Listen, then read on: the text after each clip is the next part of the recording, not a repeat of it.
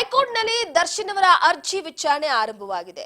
ದರ್ಶನ್ ಅವರ ಪರ ವಕೀಲ ಸಿವಿ ನಾಗೇಶ್ ಅವರು ವಾದವನ್ನ ಮಂಡಿಸ್ತಾ ಇದ್ದಾರೆ.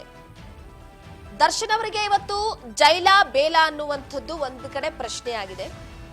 ಸಿವಿ ನಾಗೇಶ್ ಅವರು ಪ್ರಬಲವಾದಂತಹ ವಾದವನ್ನ ಮಂಡಿಸಿಕೊಂಡೇ ಬರ್ತಿದ್ದಾರೆ. ಆದ್ರೆ ಇವತ್ತು ಏನಾಗುತ್ತೆ ಅನ್ನೋದು ಸದ್ಯಕ್ಕೆ ಕುತೂಹಲವಾಗಿದೆ.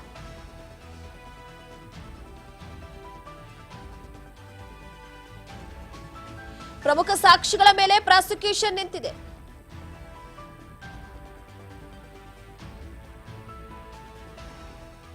ಕಿರಣ್ ಪುನೀತ್ ಮೇಲೆ ಮಧುಸೂದನ್ ಎನ್ನುವವರ ಹೇಳಿಕೆಯಲ್ಲೂ ಕೂಡ ಏನೂ ಇಲ್ಲ.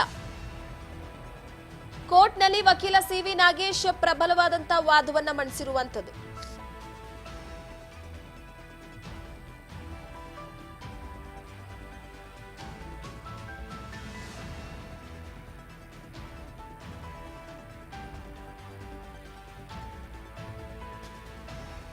ತಾತ್ಕಾಲಿಕ ರಿಲೀಫ್ನಲ್ಲಿ ದರ್ಶನ್ ಅವರಿದ್ದಾರೆ.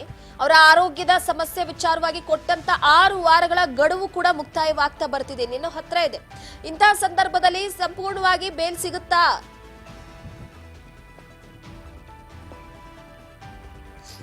ಸೊ ದರ್ಶನ್ ಅವರು ಪ್ರತಿ ಬಾರಿ ಕೂಡ ಬೇಲ್ ವಿಚಾರಕ್ಕೆ ಸಂಬಂಧಪಟ್ಟ ಜಾಮೀನಿನ ವಿಚಾರಕ್ಕೆ ಸಂಬಂಧಪಟ್ಟಂತೆ ಯಾವಾಗ್ಲೂ ಅವರ ನಿರೀಕ್ಷೆ ಹುಸಿ ಆಗ್ತಾನೆ ಇದೆ. ಇವತ್ತು 6 ಜನ ಆರೋಪಿಗಳ ಈ ಬೇಲ್ ವಿಚಾರಕ್ಕೆ ಸಂಬಂಧಪಟ್ಟಂತೆ ಪ್ರತಿ ಬಾರಿ ಕೂಡ ಅರ್ಜಿ ಹಾಕಿ ವಿಚಾರಣೆ ನಡೆಸೋದು, ವಾದ ಪ್ರತಿವಾದ ಆಲಿಸೋದು, ಅರ್ಜಿ ವಜಾ ಆಗುವುದು, ಇದೇ ನಡೀತಾ ಇದೆ. ಸೊ ಈ ಹಿನ್ನೆಲೆಯಲ್ಲಿ ದರ್ಶನ್ ಅವರಿಗೆ ಜೈಲಾ ಬೇಲಾ ಅನ್ನುವಂಥದ್ದು ಸದ್ಯಕ್ಕೆ ಪ್ರಶ್ನೆ ಆಗಿದೆ. ಸಿವಿ ನಾಗೇಶ್ ಅವರು ದರ್ಶನ್ ಅವರ ಪರವಾಗಿ ಪ್ರಬಲವಾದಂತಹ ವಾದಗಳನ್ನ ಮಂಡಿಸ್ತಾ ಇದ್ದಾರೆ.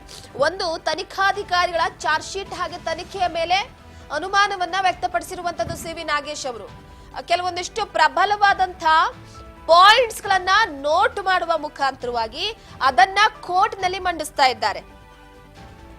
ಕೋರ್ಟ್ ನಲ್ಲಿ ಮಂಡಿಸುವ ಮುಖಾಂತರವಾಗಿ ಎಲ್ಲೋ ಒಂದು ಕಡೆ ದರ್ಶನ್ ಅವರು ಈ ಬಾರಿಯಾದ್ರೂ ಕೂಡ ನನಗೆ ಜಾಮೀನು ಸಿಗುತ್ತೆ ಅನ್ನುವಂತಹ ನಿರೀಕ್ಷೆ.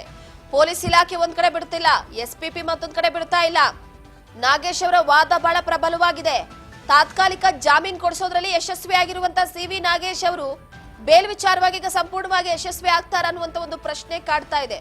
ದರ್ಶನ್ ಅವರಿಗೆ ಸಾಕಪ್ಪ ಸಾಕು, ಬೇಲ್ ಸಿಕ್ಕಿದ್ರೆ ಸಾಕು ಅನ್ನೋ ರೀತಿಯಾಗಿ ಹೋಗ್ಬಿಟ್ಟಿದೆ. ಮತ್ತೆ ಬಳ್ಳಾರಿ ಜೈಲಿಗೆ ಹೋಗೋದಕ್ಕೆ ಅವ್ರಿಗೆ ಇಷ್ಟ ಇಲ್ಲ. ಇನ್ನೇನು 6 ವಾರಗಳ ಗಡುವು ಕೂಡ ಮುಕ್ತಾಯ ಆಗ್ತಾ ಇದೆ. ಇಂತಹ ಸಂದರ್ಭದಲ್ಲಿ ಅವರ ಶಸ್ತ್ರಚಿಕಿತ್ಸೆ ವಿಚಾರವಾಗಿ SPP ಕೂಡ ರಿಪೋರ್ಟ್ ಕೇಳ್ತಿದ್ದಾರೆ.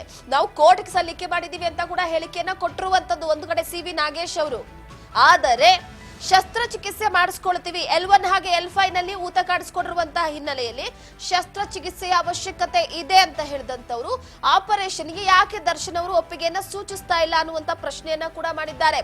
SPP ಅವರು ಆಪರೇಷನ್ ಯಾಕೆ ಆಗಿಲ್ಲ ಅಂತ. ಆದ್ರೆ ದರ್ಶನ್ ಅವರಿಗೆ ಆಪರೇಷನ್ ಮಾಡಿಸ್ಕೊಳ್ಳೋದಕ್ಕೆ ಇಷ್ಟ ಇಲ್ಲ. ಸೊ ನೈಸರ್ಗಿಕವಾಗಿ ಅವರಿಗೆ ಟ್ರೀಟ್ಮೆಂಟ್ ಮಸಾಜ್ ರೀತಿಯಲ್ಲಿ L1 ಹಾಗೆ L5 ನಲ್ಲಿ ಉರಿಯೂತ ಕಡಿಮೆ ಆಗೋದಕ್ಕೆ ಬೇಕಾದಂತಹ ಚಿಕಿತ್ಸೆಯನ್ನ ಕೊಡ್ಲಾಗ್ತಾ ಇದೆ. ಆದ್ರೆ ಅವರ ಚಿಕಿತ್ಸೆಯ ಮೇಲೆ ಅನುಮಾನವನ್ನ SPP ಹಾಗೆ ಪೊಲೀಸ್ ಇಲಾಖೆ ವ್ಯಕ್ತಪಡಿಸ್ತಾ ಇರುವಂತದ್ದು.